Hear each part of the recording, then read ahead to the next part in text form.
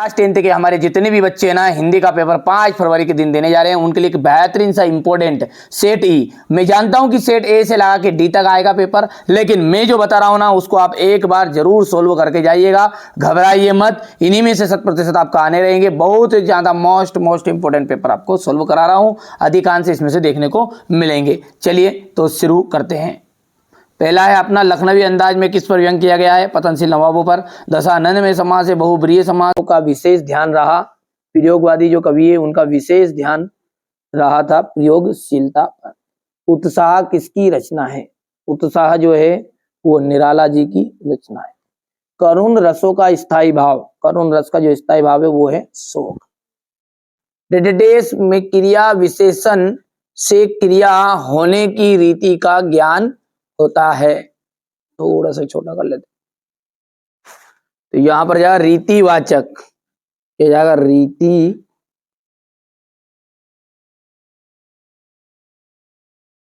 Agyeya Hiroshima कविता रेलगाड़ी में बैठे बैठे लिखी। यह रेलगाड़ी। सूर्यकांत त्रिपाठी निराला छायावाद के कवि हैं। करुण रस का स्थायी भाव, करुण रस का जो स्थायी भाव होता है वो होता है शोक। ईद का चांद होना एक प्रसिद्ध मुहावरा है। ईद का चांद होना। भूख ए टांग के आविष्कार के पीछे, अब यहां पर देख लीजिए ये गलत है ना, ये है आग के आविष्कार के पीछे। ठीक है, तो देखिए आग के आविष्कार के पीछे भूख और प्रकाश की आवश्यकता रही होगी, तो यहां पर हम लिख देते भूख और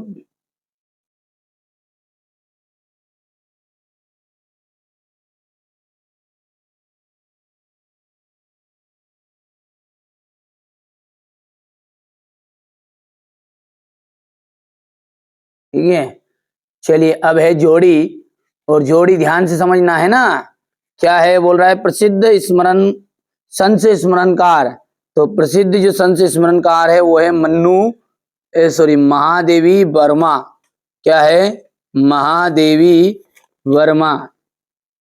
तो ये हो जाएगा आपका महादेवी वर्मा पहले का। दूसरा है महाभोज, महाभोज का जाएगा मन्नू भंडारी।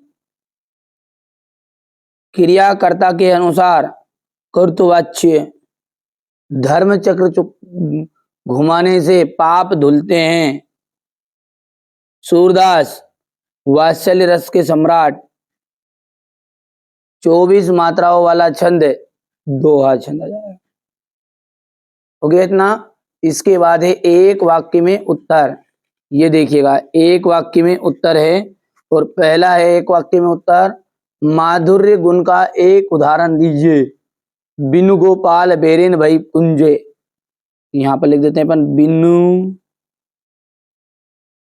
गोपाल बेरिन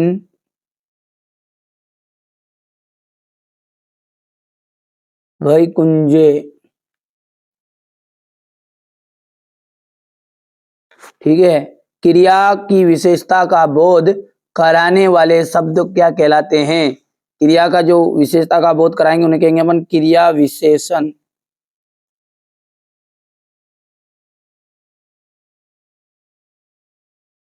ठीक है। अज्ञे जापान में हुए बम विस्फोट पर कौन सी कविता लिखी? हिरोशिमा।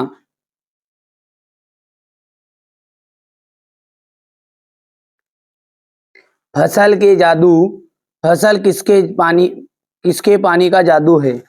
नदियों के।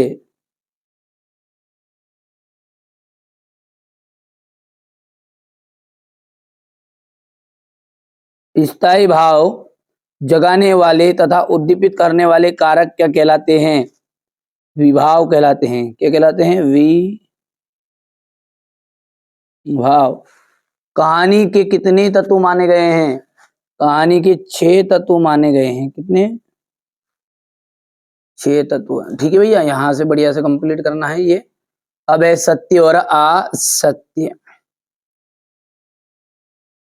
भाववाच्य में क्रिया कर्म के अनुसार होती है, असत्य है। कुटिया में धर्म चक्र को देखकर लेखिका को लगा कि समस्त भारत में एक जैसी ही सोच है, तो ये सत्य रहेगा। प्रहरी व्हील को घुमाने से पाप नहीं धुलते, ये असत्य रहेगा। नागार्जुन को दंतरित मुस्कान बुरी लगती है,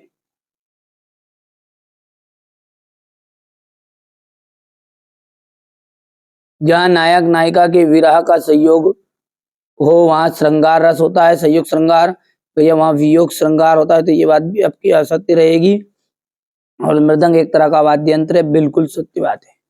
अब यहाँ से आप बढ़िया से कंप्लीट करिएगा। ये देखिए, सेनानी ना होते हुए भी चश्मे वाले को कैप्टन, लोग कैप्टन क्यों कहते थे, ठीक है। आग की खोज, ये देख लीजिए यहाँ से बढ़िया से। भदंत आनंद कौशल्यान अथवा मन्नू भंडारी का साहित्यिक परिचय निम्नलिखित बिंदुओं पर देना है आपको।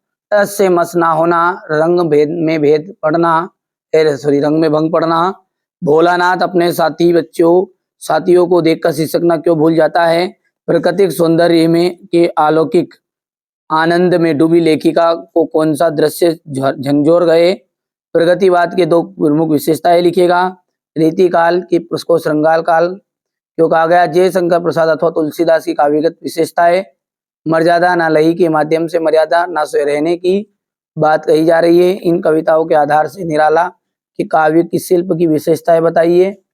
ये क्वेश्चन नंबर आपका गया। सेनानी होते हुए भी चश्मे वाले को लोग कैप्टन क्यों कहते थे, इसके अथवा में यहाँ से देख सकते हैं आप, ये क्वेश्चन नंबर 6 का अथवा है। क्वेश्चन नंबर 7 देख लीजिएगा, ठीक है। आप तो मेरे द्वारा जो बताए गए ना 6 पेपर, उनको कंप्लीट करना है। विशेष यदि आपको 90% तक भी आना, 80% तक, तो ये सेट ई है, लेकिन 4 सेट आगे बता दिए मैंने, सेट ए से डी तक, उनको जरूर करिएगा, क्योंकि 90% तो उन्हीं से आपकी बन जाएगी। ये ऊपर के जो पेपर है ना, ये उन्हीं काम के लिए हैं कि जो 97, 98, 99% बच्चे बनाना चाहते हैं, ठीक है। तो इसलिए अभी भी मौका है, आप तो बढ़िया से कंप्लीट कर लो। 4 paper A B C D करो, मेरी जवाबदारी। यार के नंबर कम आ जाए तो आप घबरा क्यों रहे हो इतना, ठीक है। आप पहली बार 10वीं में आए हो, ठीक है। मैं हर साल 10वीं पढ़ाता हूँ मेरे भाई, ठीक है। ये क्वेश्चन नंबर 10 का अथवा हो जाएगा, यहाँ से देख सकते हैं आप।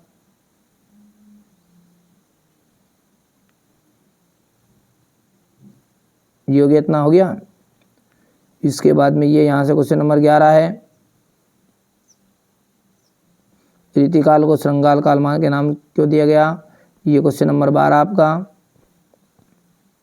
यहाँ से देख सकते हैं।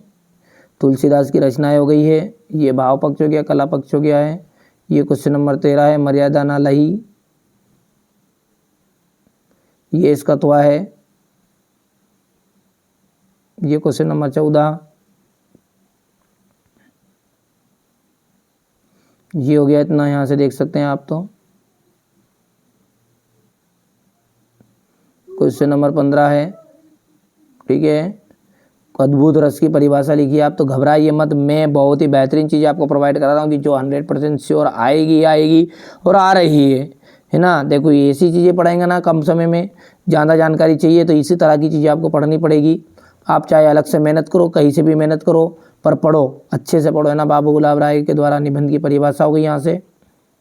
इसके बाद में ये क्वेश्चन नंबर 18 आपका देख सकते हैं।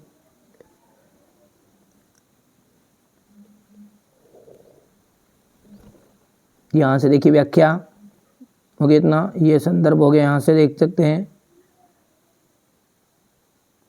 ये व्याख्या हो गई है।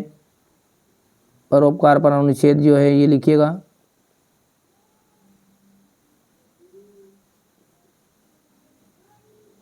हो गया संवाद, यहाँ से देख सकते हैं आप। तो ये क्वेश्चन नंबर 20 है आपका। हो गया संदर्भ प्रसंग, ये व्याख्या हो गई है। ये अथवा वाला है, यहाँ से देख सकते हैं। ये क्वेश्चन नंबर 21, ये 22, ये इसका अथवा है यहाँ पर।